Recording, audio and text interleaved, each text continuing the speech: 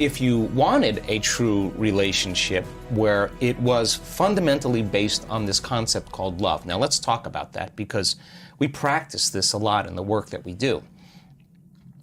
If you could truly begin to practice trading those survival emotions every day for elevated emotions, and you practiced opening your heart, it's a skill that has to take place where you move out of survival. So people say to me, well, I can't open my heart, I can't feel love. And I say, well, what do you practice feeling? Because whatever you practice feeling, you're feeling most of the time. And that feeling could be guilt, but you're so used to it, you wouldn't even know it's guilt. It just feels like you.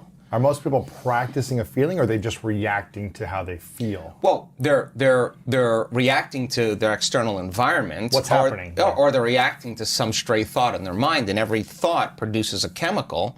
So if they have an unhappy thought, they feel unhappy. If they have a judgmental thought, it produces chemicals that makes you feel polarized, right? So, how much does one thought change your chemical body? Oh, that's an interesting question. So let's just, we'll put this on hold okay, here. Yes. So the stronger the emotions that we feel from the problems and conditions in our life, the more altered we feel inside of us, the more we pay attention to what's causing it outside of us. So if you have an event in your life, an experience in your life that has a strong emotional charge to it, and you don't feel like your normal self, you feel this alarm system switch on. You're going to narrow your focus on the cause, and the brain's going to take a snapshot, and that's called a long-term memory, right? So then what people don't know is that every time they think about that event, they're producing the same chemistry in their brain and body as if the event was occurring. And that moment. In that moment. So the highly charged event is actually producing the emotion, and the body is so objective that it doesn't know the difference between the real experience that's creating the emotion and the emotion that the person is fabricating by thought alone. The body's believing. It's so objective, it's believing it's in the same environmental experience. So the highly charged emotional events, some people think of their ex, and the thought of that person makes them sick. Makes them feel out of balance. Wow. So, and one image, one thought in their mind makes them feel out of balance. So all you need is an image and an emotion, a thought and a feeling, a stimulus and a response, and you're conditioning your body emotionally into the past. So now, the memories, and this is just not in the brain now, it's in the body, okay? So now, that thought of that person is actually creating a response in the body that's consuming the body's energy for growth and repair, consuming the body's energy to create, because in survival, it's not a time to create. In survival, it's time to run, fight, and hide. So the problem is that it becomes a subconscious program. It's no longer a conscious process. It now is a subconscious process. So now the body has been conditioned into resentment, into unhappiness, into fear, anxiety, whatever it is. And so back to our concept of bringing love into your life. So you say to that person, okay, open your heart, and they're going to say, are you kidding me? I was injured. Yeah. I was hurt. I'm not going to do that. Let me see your cards first, right? Right. And once I see your cards, then I'll open up a little bit. So we protect this, right? So now in that state of survival, the research shows that the long-term effects of those stress hormones are pushing the genetic buttons that are creating disease. The body can't live in emergency mode for that period of time. So in a sense, the person is making themselves sick by thought alone. Their thoughts are making them sick, literally. So the problem is now the body is conditioned into the past, and it's the mind. Now once the body is the mind? The body becomes the mind emotionally. So now all of this energy is stored in the body, and now the person now has to leave their unhappiness and step out into the unknown. They have to get out of the familiar feelings that has defined them.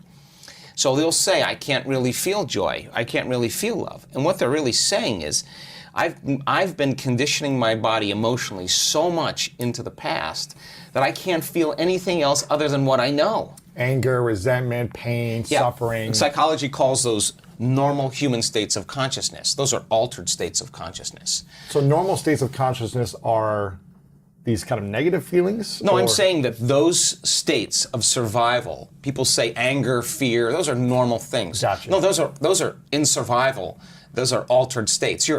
The survival chemicals are actually knocking your brain and body out of balance. You're out of balance in that moment. Mm-hmm. And if you keep doing that, the imbalance is now the new balance. And now you're altered emotionally. So back to the concept of love. Mm-hmm. So the person can theoretically, intellectually, philosophically say, oh, I want this type of person. She's got to be this way. He's got to look this way. He's got to be like this. And they're basically saying, I want something that represents all the things that I no longer want, right? And so they're creating with their brain and mind, which is perfect. The problem is that if you can't feel the emotion of your future, your manifestation of love before it's made manifest. Like people say, well, when my relationship happens, when I find Mr. Right, then I'm going to feel love. Waiting for the outer environment to change, to take away this feeling of anger, resentment, emptiness. But they forgot that they create reality. In other words, when it finally appears that I'm going to feel love, that's cause and effect. We're waiting for something to happen. If you're feeling the lack and the emptiness, then you're keeping your relationship at arm's length because you don't have the magnetic field to draw to you. So the emotions that come from these energy centers, the lower energy centers in our body, do have frequencies, there's chemistry involved, but they have a different agenda. So now we ask the person, can you teach your body emotionally what the future will feel like before it's made manifest? That means you can't wait for your relationship to feel love. You have to reverse that battleship and understand feeling love now is going to be the magnet. And if you can hold the vision of your future, a clear intention, with a coherent brain, organize signals into the field, and you could actually crack this thing open and practice getting so present in the moment that you're not anticipating the next moment or trying to predict the future. And you're no longer romancing the emotions of your past. You can find that sweet spot of the generous present moment. The familiar past is the known emotionally. The predictable future is the habituation of autopilot, being unconscious, and programs. Those are both knowns. There's only one place where the unknown exists. That's the present moment. So if you could work with your body to the point that it trusts you enough to feel so safe that you have conquered it in a certain way that it could actually relax into the present moment, and it's not worried about what's going to happen next or what's going on around you, or that you need to eat, you need to pee, you need to move. Right. You got beyond all your drives and you're ready to create. That moment where you're present, if you could begin to work with your heart and start to breathe and start to practice feeling love. In the beginning, it would feel foolish or gratitude. Why would I feel love if it hasn't happened? Well, that's because you've been hypnotized into waiting for your world to change to feel the emotion from the experience. Wow. But according to the quantum model, your emotion ahead of the experience, when you combine that clear intention with the elevated emotion, and you feel love, your body's so objective that it's actually believing it's living in that future in the present moment. And your body now is beginning to change. You are beginning to change your biology to reflect what you're about to experience in your future. So the stronger the love you feel, the more altered you feel inside of you, the more you're going to pay attention to that picture in your mind.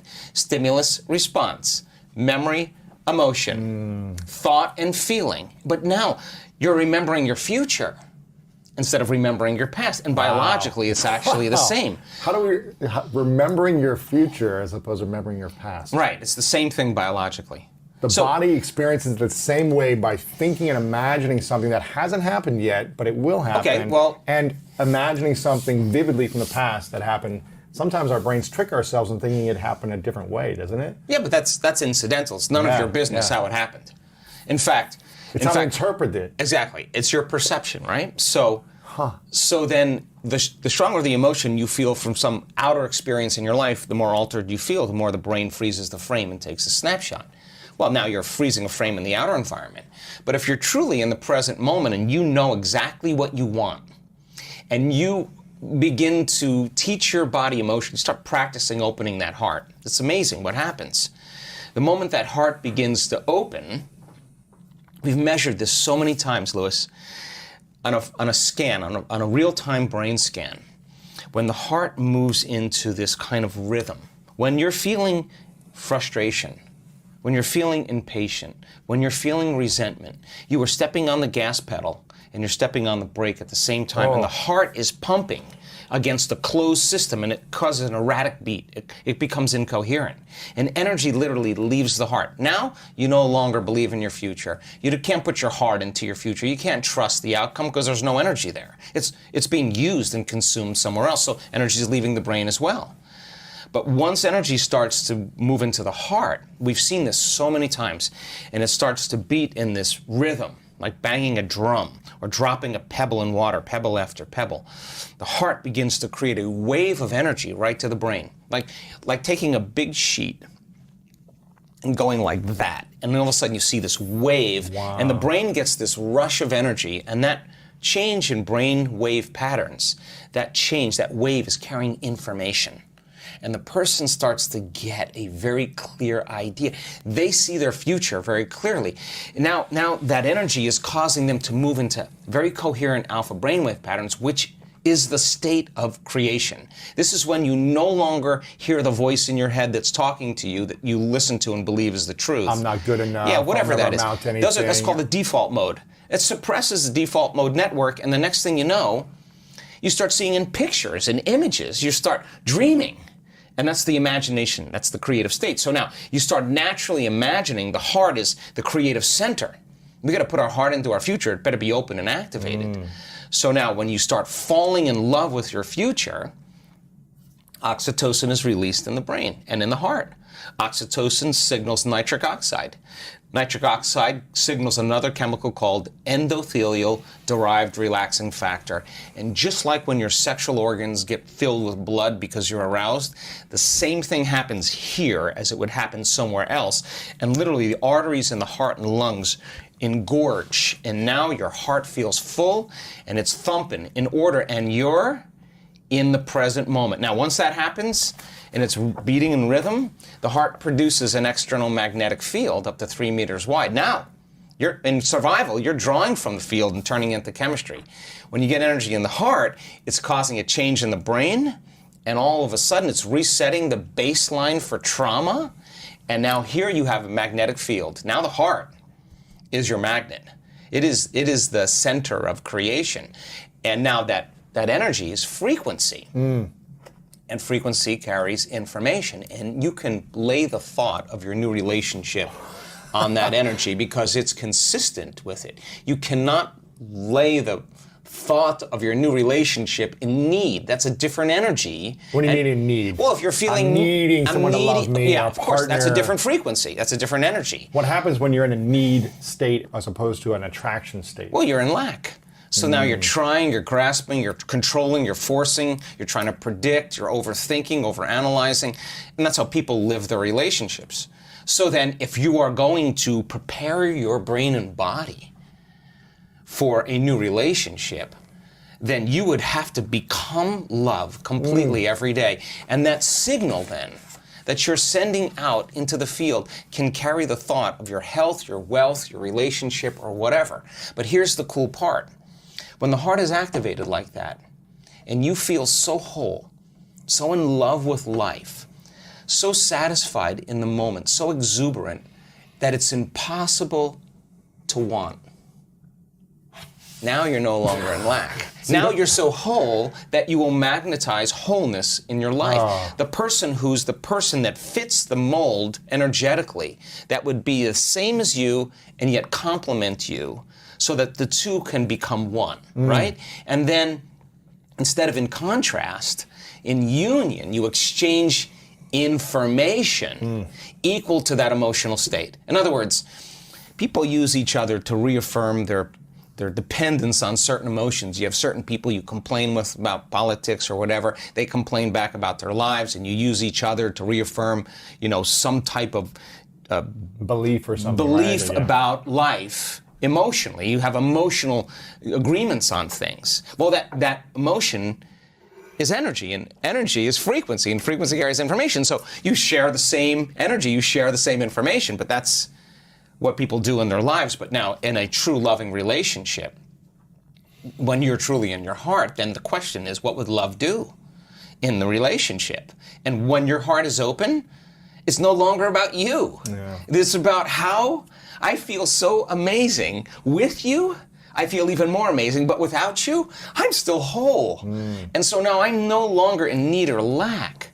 And so now, when we get together and our fields interfere, when they start interfering, now the amplitude gets way higher and there's way more energy. And now, I mean, I'm all about all 7 centers of the body lining up, all of them. And we're here in a body, let's enjoy it all, but Right. come from love. And so now your heart is so open that you can't do anything else but give. You feel so amazing. You're so happy with yourself, so happy with your life, so happy with what you have. You want other people to feel the same way. And you say, here, take that. And when you give now, guess what happens? You release more oxytocin, more nitric oxide, and more of those chemicals that cause the heart to swell even more. Then all of a sudden, your immune system gets stronger, and all of a sudden, your body starts feeling better. You start having more energy, and now the constructive interference between two people that are coming together in wholeness and no longer dependence or lack or separation or need is a different game. So then, what they do to protect, to nurture, to grow, to evolve that love is one of the most important things that they have. Not because they're doing it out of obligation or because they're married or whatever. It's just they can't not do it. And we see people, had somebody stand the other day in our workshop in profoundly high amounts of gamma. She can do it on command. And there's an incredible arousal that takes place that goes along with these high brain frequencies that you can only describe as ecstasy or bliss. Now, you're getting that ecstasy and bliss not from anyone or anything out there. No drug, no person, no football game, no shopping spree is doing that. It's somehow inside. It's coming from within. Like, what is that connection that you have? And so one of the scientists said to this woman, how do you do that? You know what she said? I have difficulty not doing it. I can't not do it when I'm in a. It's too. When I'm doing this, it's too good. So now, that could be a constant feeling in your life. So now, What, love? Independent of anyone or anything, it's coming from within you. Okay. So think about this. Whether you're in a relationship or single. Doesn't matter. You're whole. Your love is not wavering, it's constant, right? So now imagine having this feeling. And when oxytocin is released, what most people don't know is that it seeps into the amygdala.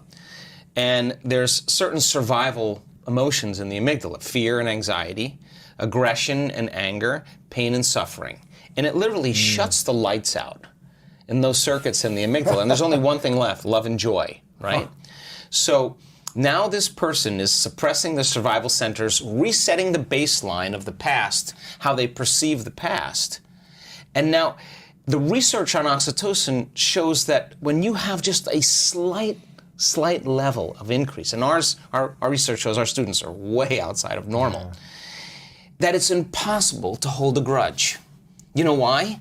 Because the feeling feels so good. Why would you judge another person, or why would you react to some condition and lose that feeling? You figure it out really fast. So this birth of unconditional love really says, I'm in love with myself, my connection to some divine intelligence within me. And because I'm so in love with life and with myself, I'm looking at life through the lens of love, which means I'm going to allow you to be whoever you want around me. I don't really, I'm no longer... Not a reaction. I'm not a reaction because I've overcome my fear, I've overcome my anger, and now I'm ready for love.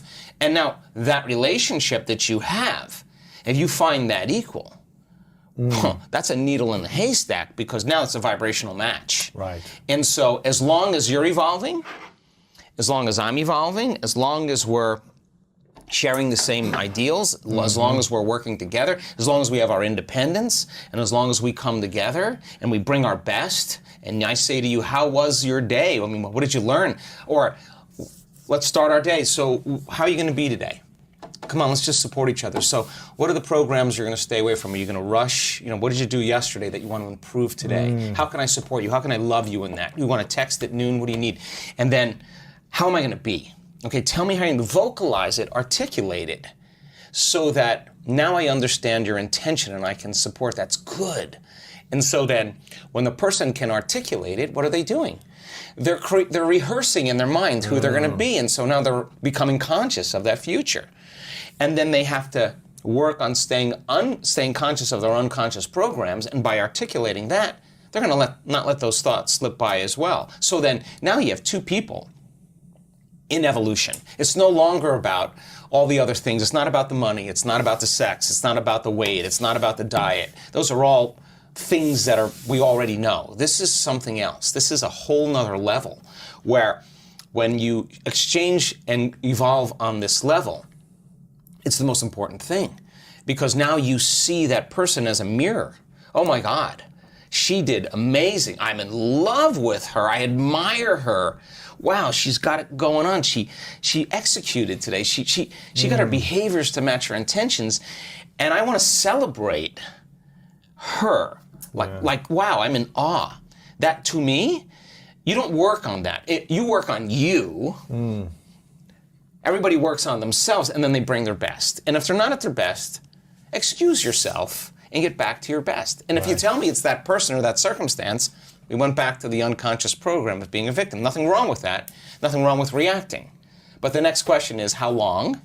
I'm going to stay in this mode. Right. Or do you want help getting out? Right. Yeah, right? So I think that when you start feeling those elevated emotions and your energy is synchronized, right? And you got a Wi-Fi signal. Right. You got a signal. You're connected. You're 5G. You're connected. And you're connected. And what are you connected in?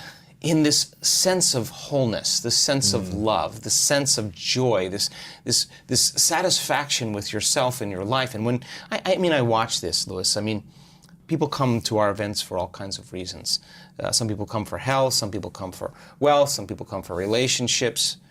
It's really funny, and they show up. Angry people. They're angry with themselves. When they're angry with themselves, they'll be impatient and angry with others. People who are unhappy with themselves will punish other people so that they can feel their unhappiness. Or is it to get their anger out, or is it why? No, because that's who they are. That's the emotion that's driving their behaviors. People who are in love with themselves will find love in others. People who are happy with themselves will find something that they can connect with. They won't see all the flaws. They'll see some part of them that they want to enjoy. I mean, so if you're in a relationship and you've scrubbed the cupboard and you've taken out all those skeletons and you've looked at them and you said, I don't want to bring this into my relationship. I don't want my insecurity to be there. I don't want my fear to be there. I don't want my judgment to be there. I don't want my emotions from other relationships to be there. So let me finish this. In other words, if you want love in your life, in your future, then you better take care of your frustration, because you can't bring that there. You got to leave it. So then you may say to me, well, it's because that person and this emotion from 15 years ago, my ex, makes me feel frustrated. Well, let me tell you something. The only reason that you're thinking about your ex is because you're still in frustration. You overcome frustration. You'll look back at your ex and you'll be like, I wish them well. Yeah. I'm not connected to my past any longer. So cleaning the cupboards and getting down to those thoughts that slip by people's awareness all the time. Their behaviors, how they complain, they make excuses, they say it'll never happen. What do? And the emotions that keep them connected to their past, they won't even see that person. That they'll walk right past their future relationship. They'll never recognize that person because they're looking at their future through the neurology and the chemistry of their past. Wow. And the brain only learns we only see reality based on pattern recognition. I memorize your face, now I know Louis. And if the pattern matches, I know. But if you're creating a future, and you're not clear on that future, and you want all these things, but you haven't addressed all those circuits and behaviors and emotions and chemicals of the past, you won't recognize the pattern. You'll walk right past the relationship. You'll never see it. So I think that there's the preparation for the relationship, the overcoming, and overcoming and overcoming and overcoming and overcoming and becoming. Ooh. All of a sudden now says, I am worthy. And the universe only gives us what we think we're worthy of receiving. So when you're worthy to receive, it's not going to be on Match.com when you're looking at body parts and whatever else. This is going to be like, ka-ching. An like, energy like, connection. wow. Yeah. Like, that came out of nowhere. Because when you're in survival, and you're in separation, and you're in lack, and you're forcing and controlling and trying to predict outcomes, you're matter trying to change matter. And of course, it's going to take time for this to happen because you're creating a three-dimensional reality, and everything in three-dimensional reality takes time. Mm-hmm. But when you're creating from the heart, with a coherent brain and a coherent heart, and you got that 5G Wi-Fi signal, it's not like you go anywhere now. The experiences are coming to, you're drawing the event to you. So we spend a lot of time bonding with our future emotionally. I have colleagues of mine who look at our data on oxytocin, and they're like, listen, oxytocin levels go up during, in a relationship, the honeymoon stage of a relationship, and monogamy is created because of those chemicals, or a female mammal is bonding with her offspring. That's exactly right. I want our people, our students, to bond and fall in love with their future just like they do with somebody else. And when you're bonded to your future, no person, no circumstance, no thing is going to remove you from it. So then, if you fall from grace during the day, then the next question is, what person, what circumstance caused me to disconnect from my love in the future? And let me rehearse in my mind, if I have that same circumstance, how I'm going to overcome it. And now you're worthy of love. It's no longer the person or the event. It's just you're doing what it takes to stay in the emotion of your future. Your body is aligned emotionally to that future. So great doing it with a meditation. That's easy. But now the real game is open your eyes. Open your eyes. It's happening. Open your eyes and be in the initiation of life and stay in that place and just know that your future is going to happen. So being able to activate the heart and breathe in there and get the body out of survival and start working with it like it feels safe enough to create. Once energy makes it here, you're going to get some really good ideas. Yeah. You're going to see things you never thought of seeing. You're going to feel things you never thought you'd feel. And the images that you're creating, what are they doing? The thoughts that you're creating, they're making more of those chemicals. And now you're feeling more of the feeling of your future before it happens. You're giving your body a sampling, a taste of the future before it's happened. Keep doing that enough times, and that feeling is going to become very familiar to you.